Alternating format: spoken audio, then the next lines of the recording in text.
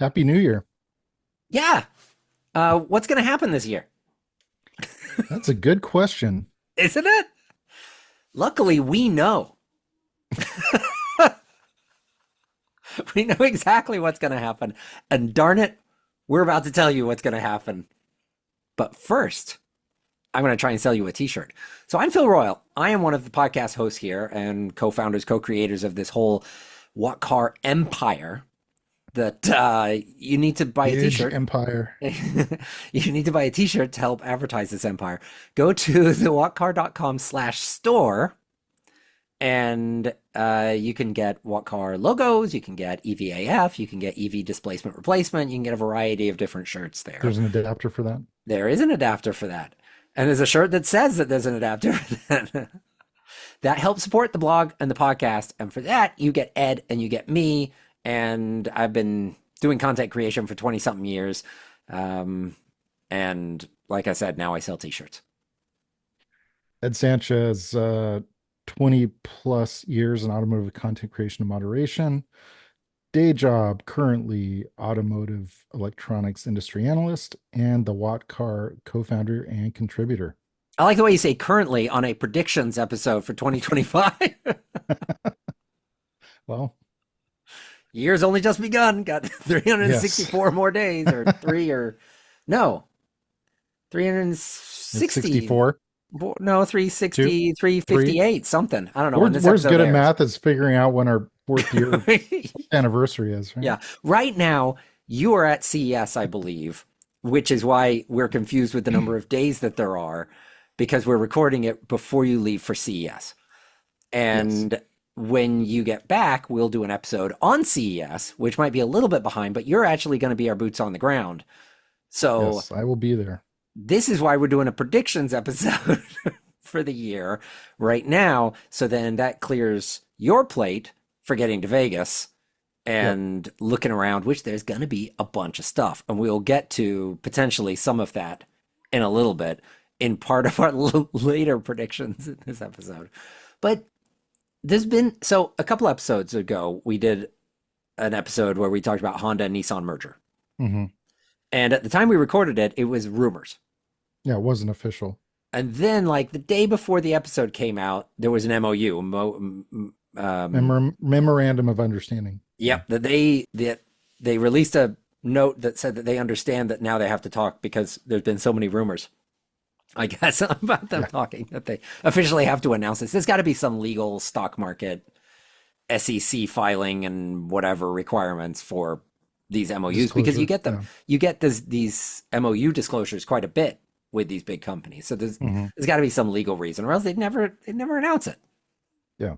So, what does this mean though? Like, not necessarily for Honda and Nissan, or maybe it is for Honda and Nissan. What does it mean for them, for the bigger picture? What is this year? How does that work out? Is this even, do we even know this time next year? Do we even know what the Nissan Honda thing means? There's a long way to go between now and then. I think there's definitely, per the MOU, there's definitely a strong intent that they want to try to do something. Um, in terms of the want, I mean, you could say a lot of that is being prompted by the Japanese government. So you think this is, or do you know that this is government led? I guess we don't know. This must We be, don't know officially. The speculation is because, like we discussed previously, again, this is rumor, but that Foxconn approached Nissan for as an acquisition or merger because they're getting more and more into the automotive side of things, and Nissan rebuffed them. Speculation is on the urging of the Japanese government, because they want to. I think.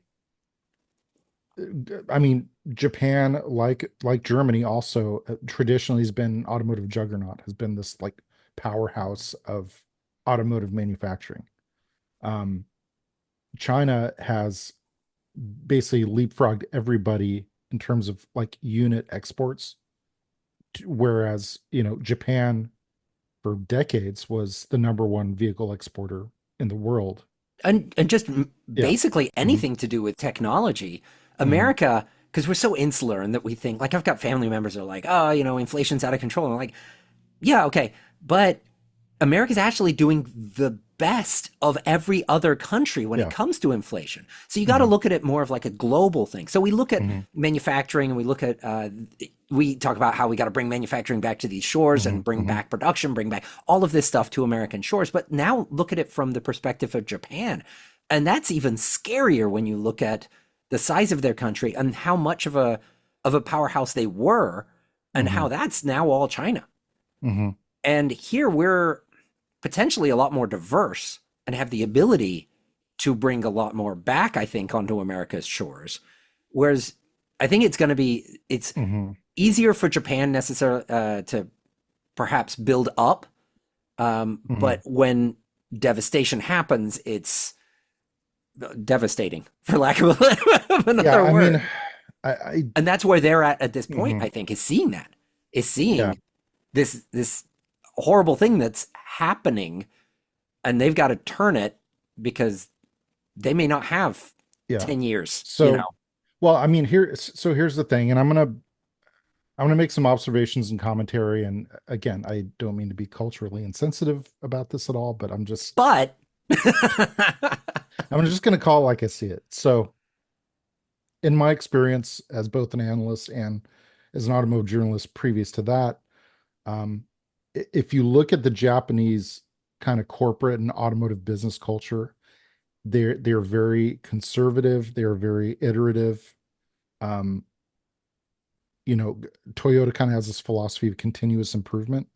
So very rarely, like with a lot of other automakers, every 3 to 5 years, they'll start with a completely new clean sheet design, all new engine, all new chassis, all new everything, right?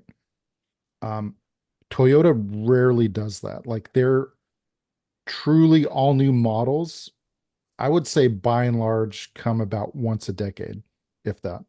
yeah, Um, maybe. I mean, yeah, the Tacoma, it's like 15 plus yeah, years. and they were doing it with the Camry as well. Yeah. And I've been pretty involved in the past with Toyota Hmm. and kind of from the inside marketing. Hmm. And it's completely true. And they all recognize, Hmm. that Toyota corporate says, oh, well, we're going to do this new thing. And then they back away because Hmm. they know that one of the examples that was given to me is they know Hmm. when the next generation Camry comes out, they're not trying to attract new buyers. Yeah, they want new Hmm. buyers, but what they want to make is Retain. Yeah. the person who bought the previous three generations of Camrys for it to then let them drive the new generation and go, this is a Hmm. comfortable shoe. Hmm. That's what they want. And Hmm. because of that, they don't change anything. Hmm. Yeah. So for decades, I would say Toyota kind of had this incremental improvement kind of philosophy and kind of operation, kind of, and they're and it's kind of hard to fault them for it because by most measurable metrics, Toyota is one of the most success. So like one of the recent reports I read was like days on market for vehicles on the dealership lot. And this is, I mean, we've been talking about Stellantis the past couple episodes. Their vehicles are over 100 days. So we're talking about like 4 months For once Stellantis. for Stellantis, Yeah. for Ram.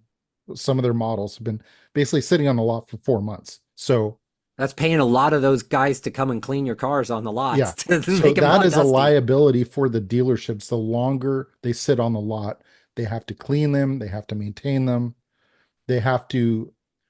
I'm not like super insider baseball with like dealer lingo and terms and stuff, but there's something called floor plan financing or something. So it's basically like a temporary loan to cover inventory before they're sold at a retail to an end customer. So they it's carrying they have to carry all those costs for that time. Toyota is, if not the lowest, close to the lowest days on lot. I think there's something like 30 or 45 days, which for the automotive industry is almost unheard of.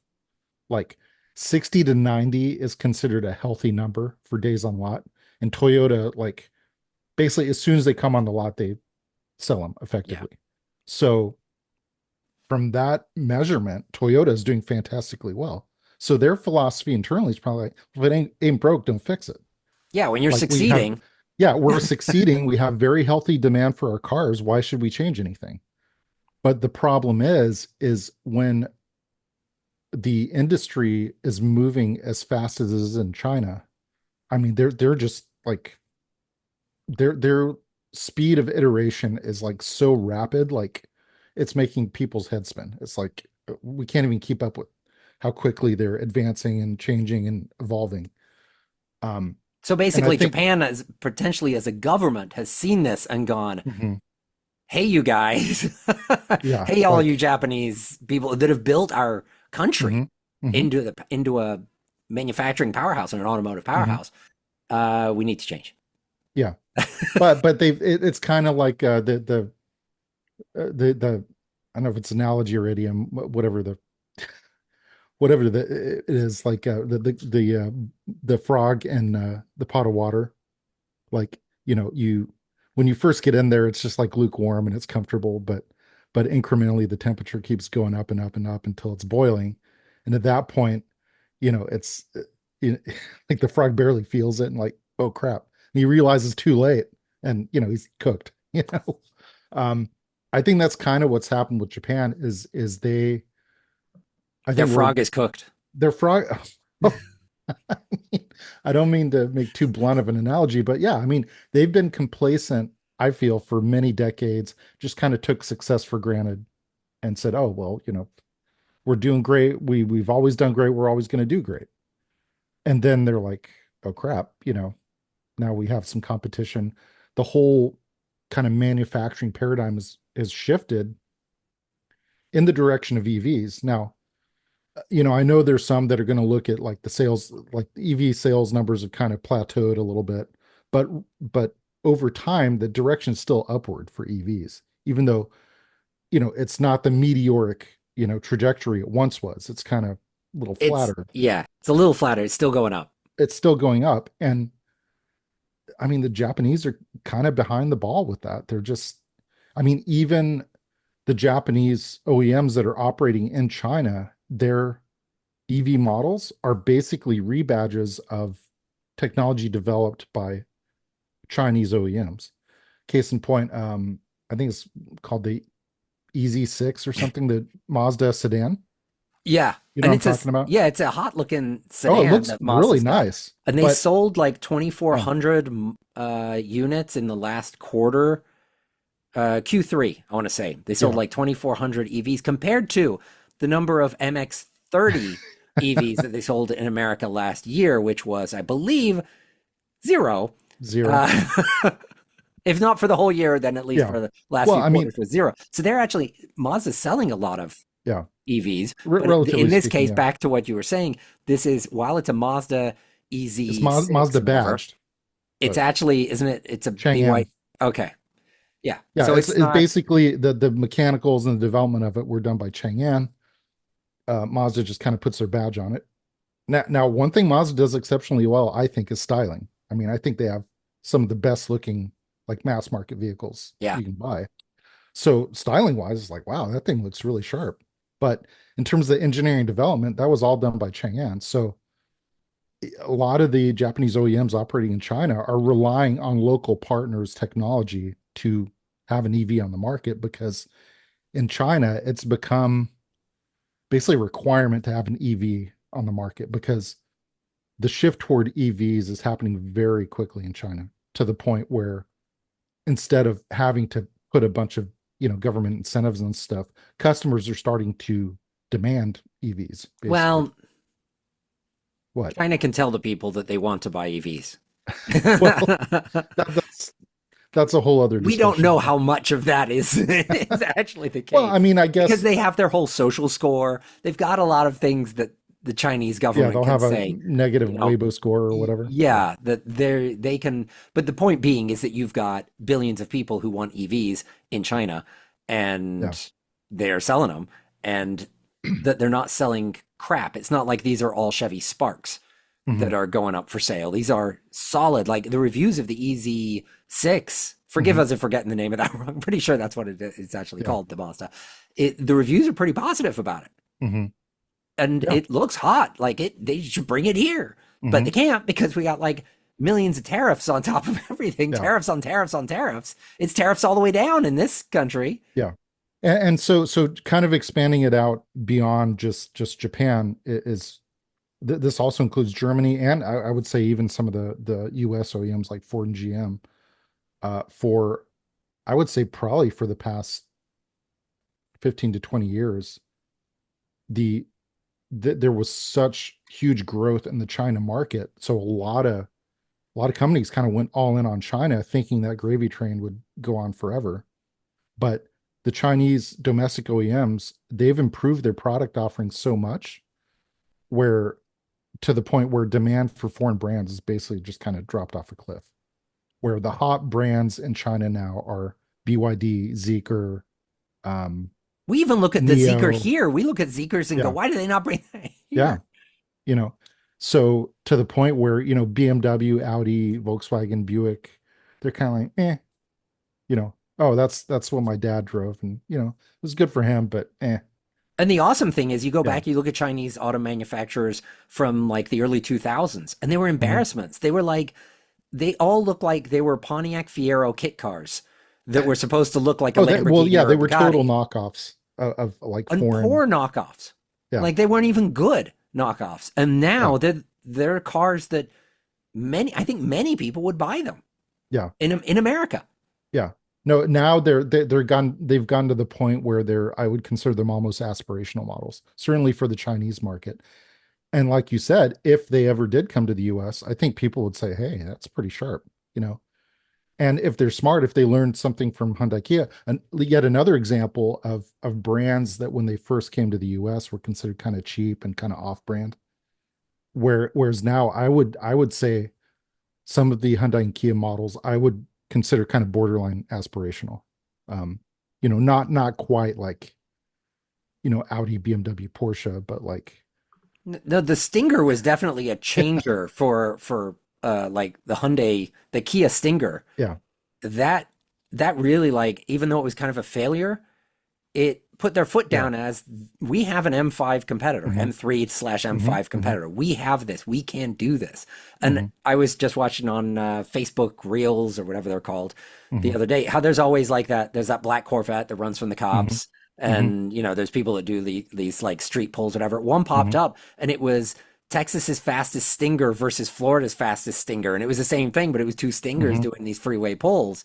And I'm like, how crazy is this? These are like Korean cars. Korean cars where Yeah, it's like a 15 years hot ago, I was rod. like, Koreans. Yeah. And all the other people that are doing it, the Corvettes, Mustangs, Camaros, Yeah, Hellcats, and Stingers. So yeah, definitely the world has changed in that. And I could yeah. totally see fast forward 10 years. And And it's it's mhm. Kansas's fastest Neo versus, Fastest South Zeekr, yeah. Carolina's Zeekr. No, I mean, to your point, I think I would say the real transformational car for Kia was the Telluride, their large Oh, yeah. SUV. As far as Um, mainstream sales, yeah, in yeah, terms of mainstream. And then I would say that's even translated to the EV9, which I would say in a roundabout way is basically an electrified Telluride, yeah. effectively, in terms of like size, form factor, and all that. That's having really strong demand to the point where people look at Hyundai and Kia and like, yeah, I actually want to own one of those. It's not a settle for car. I think in their early days they were settle. Well, it's cheap, or it has a good warranty, or they had a lot of rebates on it. Now So it's like, no, I want to own one of these. So can Japan turn this around? If Japan was telling Nissan and Honda, "Hey, you guys got to talk. Hmm. We got to stop the bleeding somehow, and you're the obvious choices. We'll give you all these incentives to do it. We'll approve the merger. We'll do all of this." Is this something that makes a difference this year?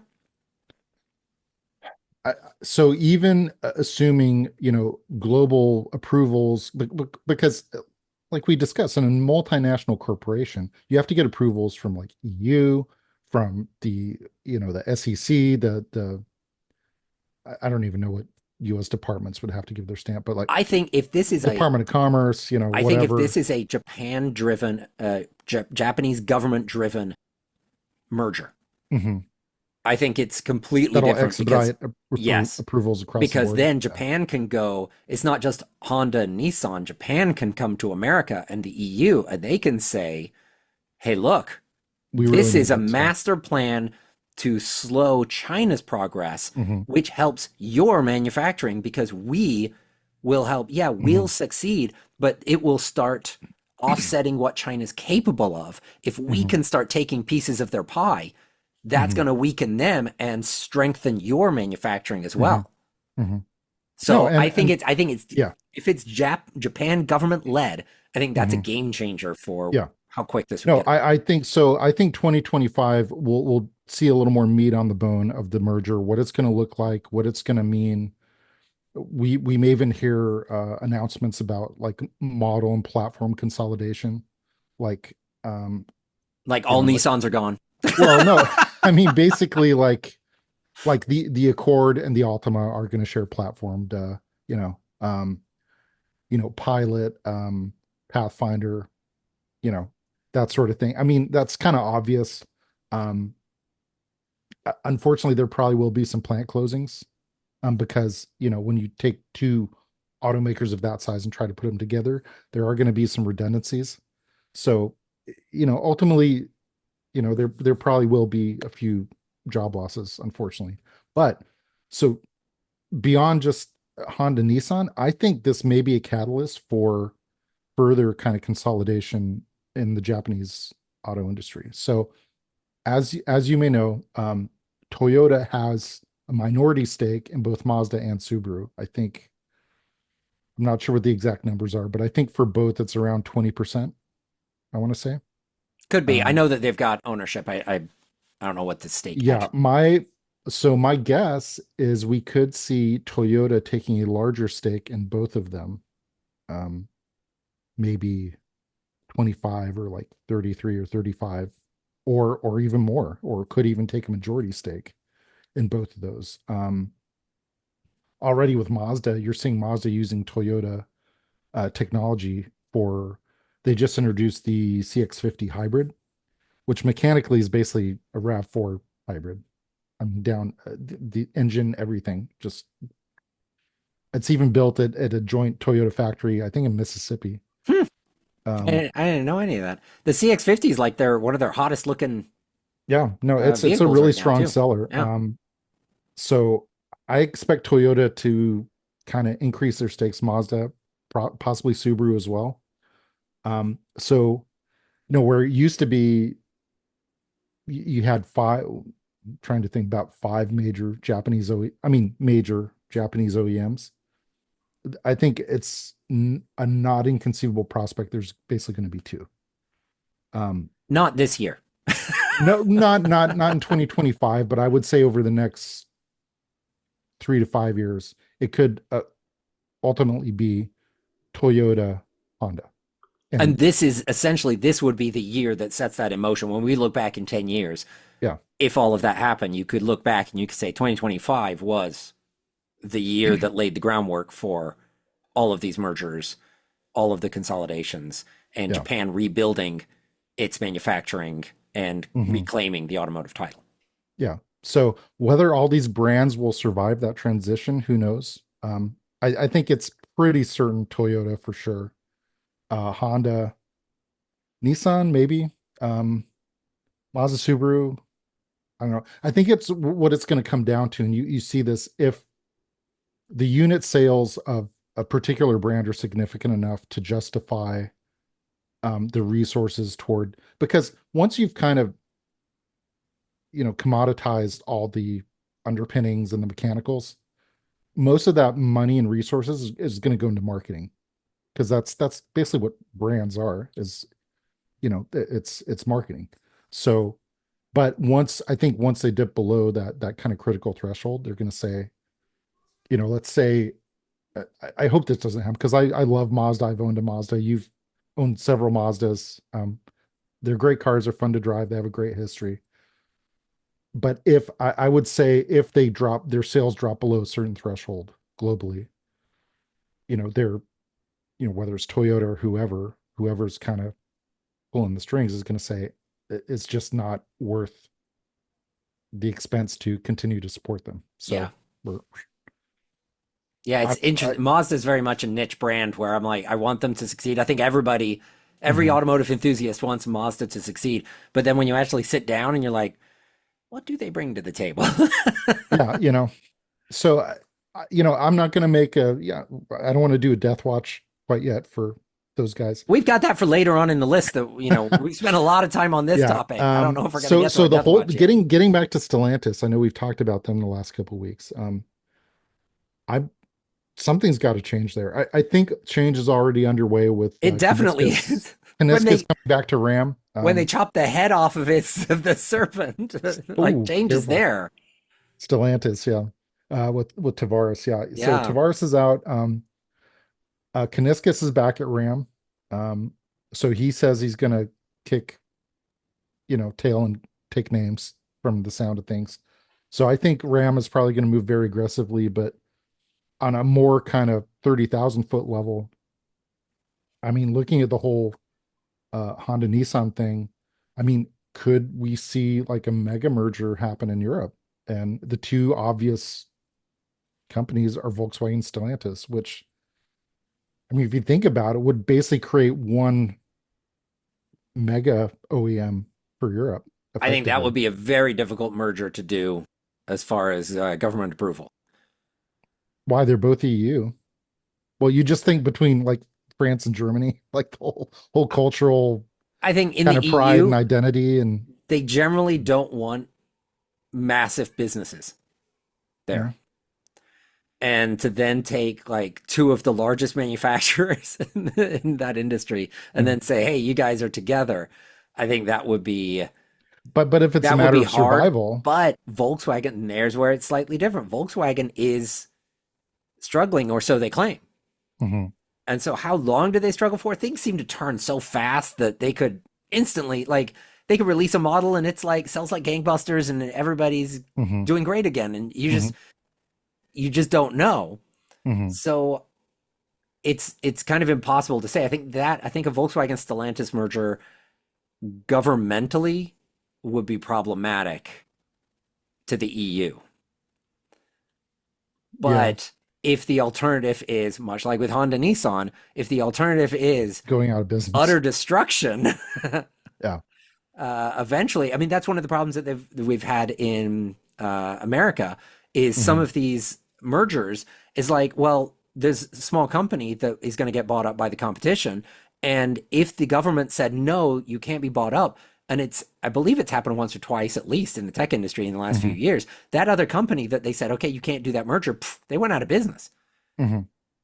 Yeah, So you hit a point where not allowing the merger creates this monster, but not yeah, allowing the merger destroys the other company yeah, that needed the yeah. merger. So that's one scenario. Now, granted, I don't know if that's going to necessarily play out in 2025, but you could kind of see maybe the initial actions of that kind of falling into place. The other scenario, maybe a little more far-fetched, but not really because there is somewhat some historical precedent for that. If you go back to like 08, 09 and the GM and Chrysler bankruptcies. Mm-hmm. So one of the proposals that was thrown out, it was never acted upon or it never went through, was to sell off some of the individual brands to Ford to GM. Um, so the other way Stellantis could pivot is basically, I mean, it seems stupid, but I mean, if you go even further back, the whole Daimler Chrysler thing, that was kind of a awkward marriage that kind of went Mm-hmm. Yeah, it never really made sideways. sense to me. Um, is Stellantis decides to dump North American operations altogether, says, okay, we're done. We're just going to focus on Europe and global. And they just sell off the basically the legacy Chrysler brands to GM and Ford. Um, and I heard at the time back in 08, 09 is Ford was kind of eyeing Jeep. Ford kind of wanted Jeep. Um, that never happened. Now, interestingly, there is some historical precedent for that because this is going way, way back, like World War II. Um, everyone was, full on in the war effort, but Ford actually contract manufactured Jeeps basically for the military. Hmm. So to say, oh well, that's fake, and blah, it's like no, I mean they could legitimately say, hey, we were one of the OGs with Jeep ourselves, so Well, um, Volkswagen owns yeah, Scout.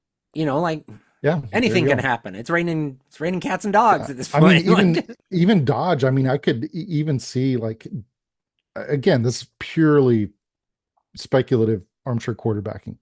Let's say GM were to acquire Dodge, kind of effectively in a sense bring back Pontiac. What Pontiac kind of was trying to become before they were killed, with like the GTO. I mean, you could say the GTO and the Challenger, I mean, granted they didn't really overlap because the Challenger came later, but what the GTO was right before the Pontiac basically got killed off. long live And the then Fiero. That's all I gotta say. so Just I bring mean, that who back. knows? I mean, this sounds, I mean, you may be listening like, Ed's he's like he's on crack. This really far flung, just high in the sky. I mean, I never would have seen Daimler Chrysler happening. Fiat Chrysler, I mean, anything with Chrysler's just got such a wild history. It's like, Yeah. who would have predicted any of these tie-ups? I mean, I just like what? So I don't know. All bets are off with that. Um, I don't know if but they'd find a buyer for the Chrysler brand though.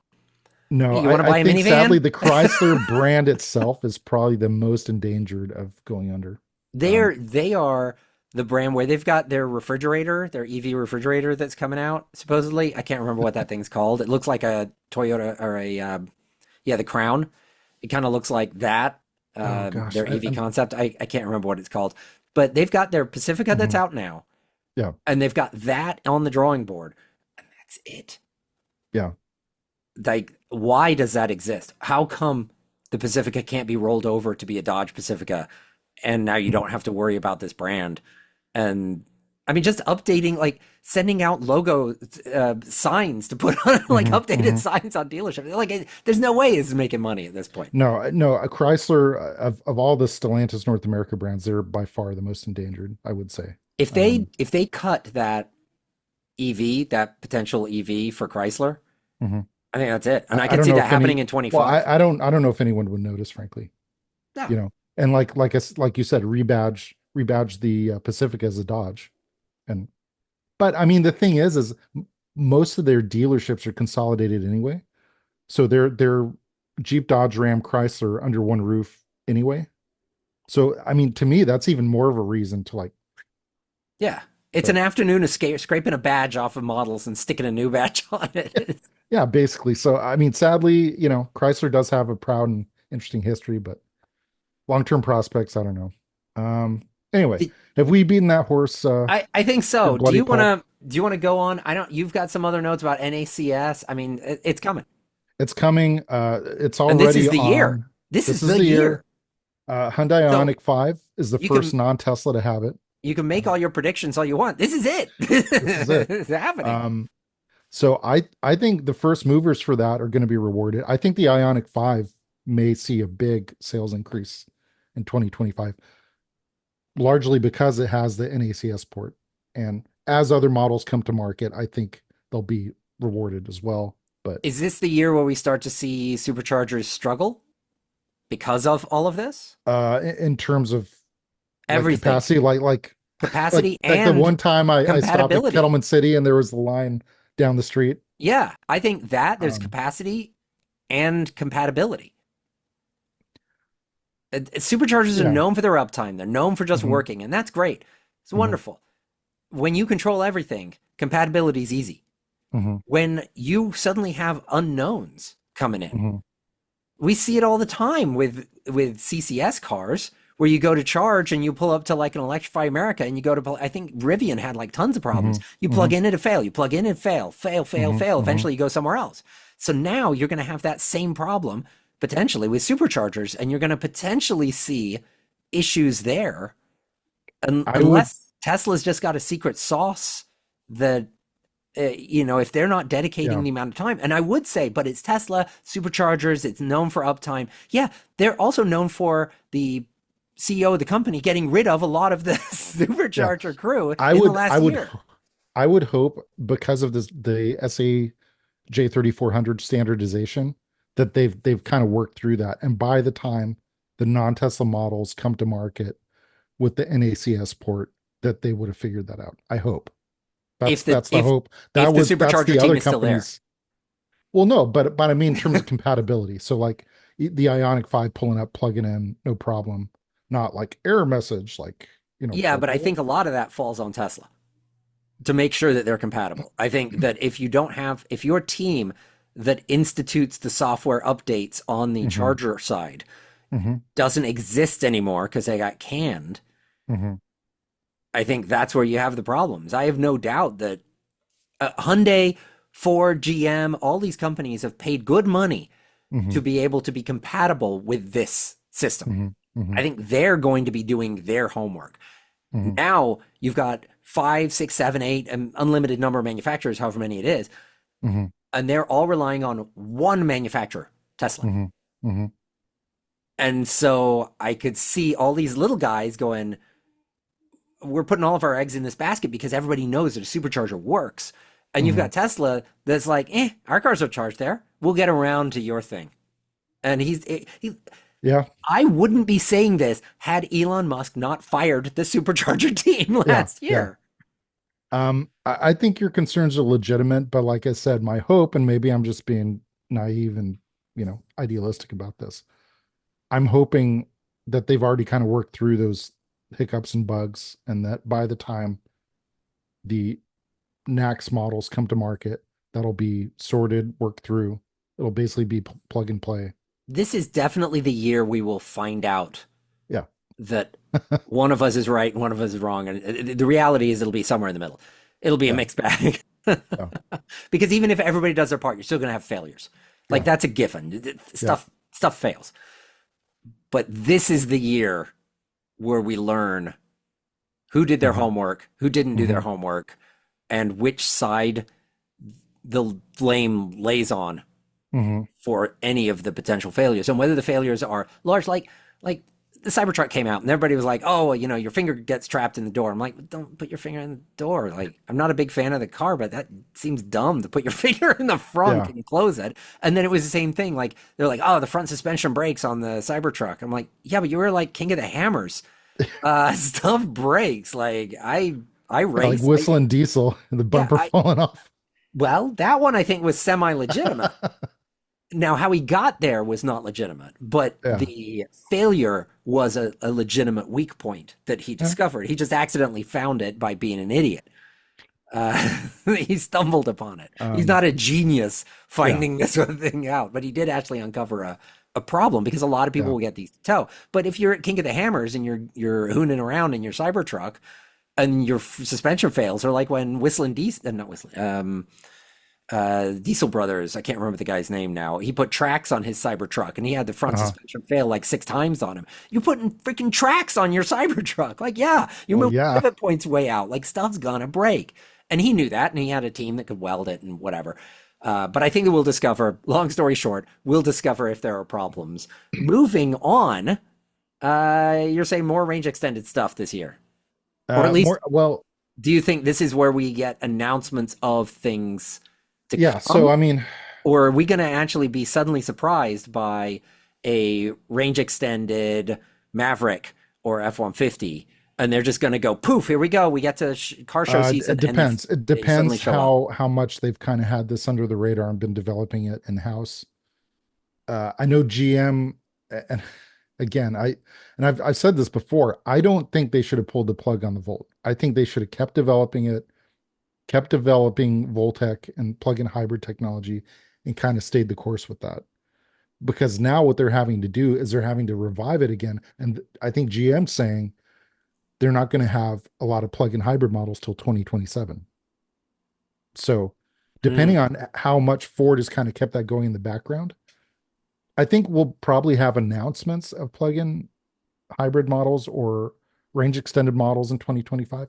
Whether or not they'll be on the market is another thing. But I think the most likely models, plug-in models, I think any of the Ford trucks I think would be prime candidates for it.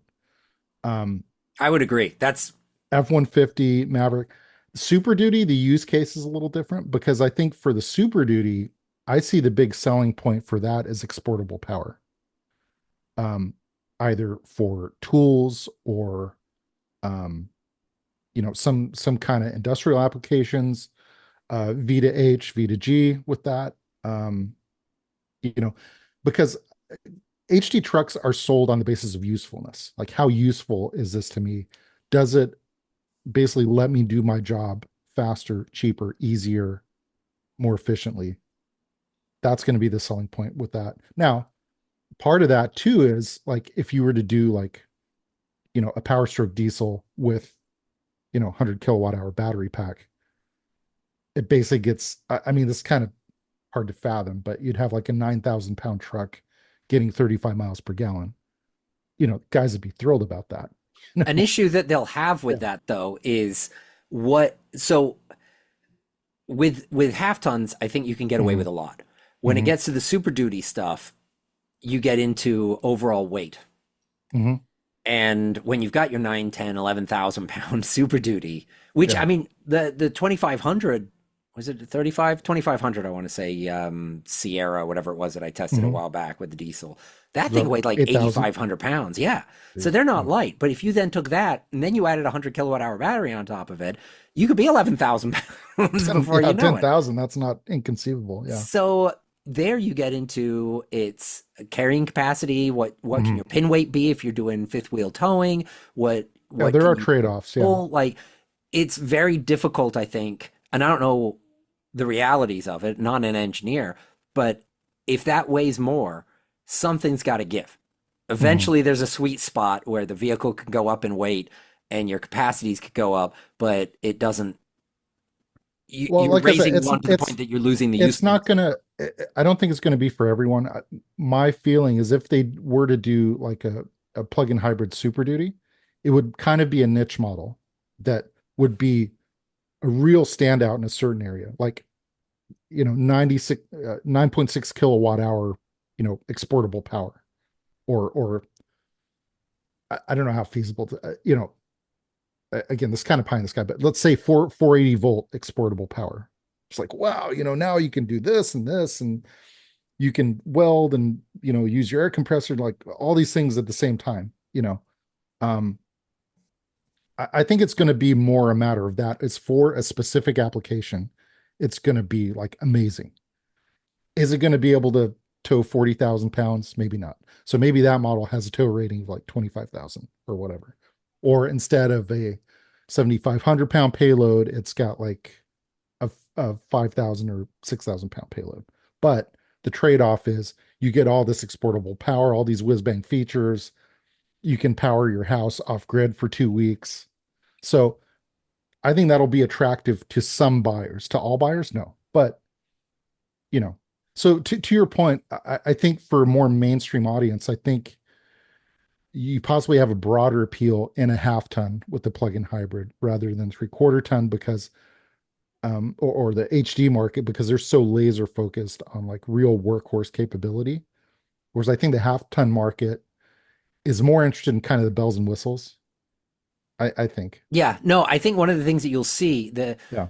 we will begin to see, and maybe it's not this year, if they start announcing Super Duty range extenders or plugins or whatever, Hmm. then we'll start to see the actual numbers. But I think that when they electrify the Super Duties, Hmm. the HD trucks, that's when we'll discover what the actual use cases actually were. Because for the Hmm. longest time, it was Ford and Chevy, and they were just like, "Oh, you could tow 20,000. Well, ours could tow 25,000. Oh, you could do 25. We could do 30. You could do 30. We could do 35." It just kept. It was this Yeah. You battle have that just went 900 higher and pound higher. feet. We have 1,000. Now we Yeah, have 1,200. and the answer, Yeah. the question is, what are people actually using?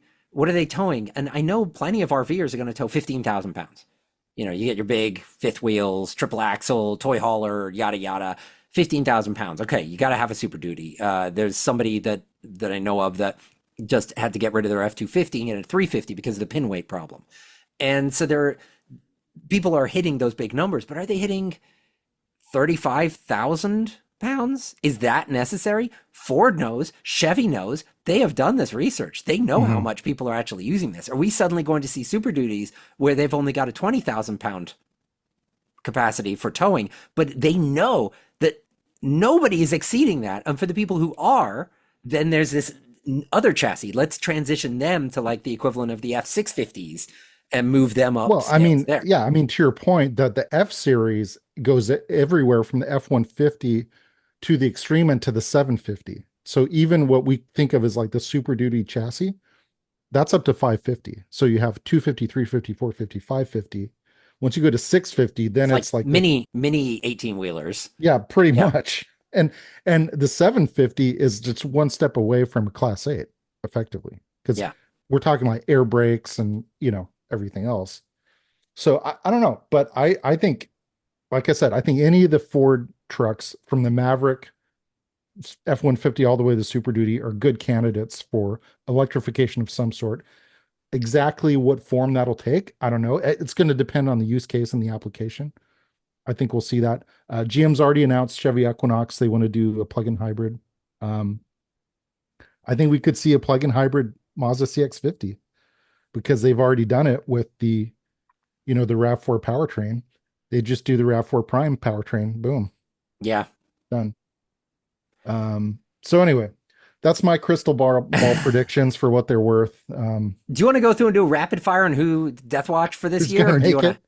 Yeah. We can. It would have to be pretty quick. Yeah, Nicola. I don't know. I'm I not put real hopeful for them, but my two that I think we will see die in 2025, Nicola and Canoe, not in that order. Canoe, not Canoe. I think Canoe's going down this year. Yeah, And I think Nicola, if they're not gone by the end of the year, we will know that they are gone yeah, shortly into 26. I think yeah. those two are, uh, they have.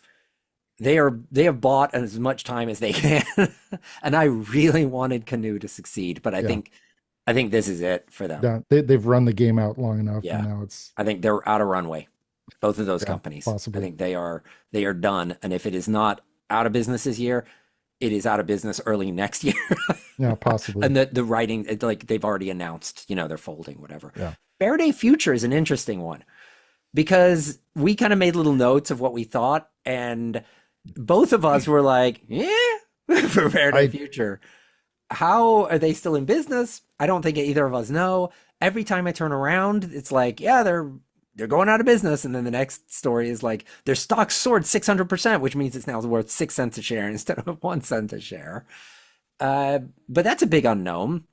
I don't know if they're going out of business this year. I mean, I don't know any of this stuff, but yeah, but I could see it being this year. Uh, Moving further down the list, yeah. Aptera, I think will survive another year, Uh yeah. I mean, they're like in but I don't see perpetual them like make. Yeah, pre-production stage. yeah. I don't think you're gonna see any three wheels on the road There'll till be no wheels at on the least ground this year. until at least 2026, I think. And I think some of the statements they've even made have kind of said that. Like we're not gonna have, you know, cars on the road until probably 2026. So, that's kind of as expected, They've but been 1 year away from production for like for 5 years. at least. Um, Rivian, Rivian, Lucid, I think they'll be around. I think So, they'll be around, but I think this is a year where we're going to learn. I think so. Lucid, I think, can survive on a lot of investor money. I think they keep, while they're always like 1 to 2 quarters away from running out of cash, they oh, then the seem to be Saudis able give them to, another yeah, Saudi couple step billion. in. I think they're on the verge of either making money. Well, they're on the verge of making money one way or the other. Mhm. Probably not through manufacturing, but of their IP and Mhm. selling that to other manufacturers. I think that's where they're going to succeed. And we may not discover what that end game is this year, but I think Mhm. this is a year of that transition. They announced a little bit of that last year. I think this is kind of the year where we don't hear a lot of stuff, but over the course of the next couple of years, the deals they make this year ensures the future of Lucid. Mhm. Rivian, they're not going to go out of business, but I think this is a year where they could really hurt. If things Well, don't go perfect, yeah. this could be a real tightening of the belt year. Well, I mean, so Volkswagen is unexpectedly kind of taken it on the chin, partially because of the whole China thing, all the kind of the labor drama in Europe and all that. I don't see VW necessarily backing out of the deal they made with them, but they might kind of extend the runway a little bit, saying, "Oh, we know we promised you this many billions by this time. Let's maybe push that out a few more quarters." I don't have Um, high hopes for this Volkswagen thing because wasn't it Ford that had a deal with Rivian? oh yeah, and then they just kind of, And that silently went away. And now conveniently Volkswagen's got a deal with Rivian. I don't I don't know what is happening, but something happens behind closed doors in those deals, and Rivian ends up walking away. Or whatever it is. The other company walks away, I whatever it is. think, And so I would not be surprised if we don't hear that Volkswagen deal start to unravel by the end of this year. yeah, but well, again, I know we're kind of getting to the top of the hour and we need to wrap it, but the whole Volkswagen Rivian thing is there's more to it than meets the eye. It's Well, there's a with the lot of Scout thing, there's a lot of intertwining there. well, even beyond that, I think you could make the argument that Volkswagen needs Rivian more than Rivian needs Volkswagen. And I know on the surface that like It's very makes much no like sense. it's very much like the Honda Nissan Honda deal Nissan, and yeah. how Honda needs Nissan. I totally get Volkswagen needs Rivian. Yeah. So anyway, I mean, I'm going to just throw this out there. I don't know if we'll hear this, but I mean, do you think Rivian and Lucid could tie up?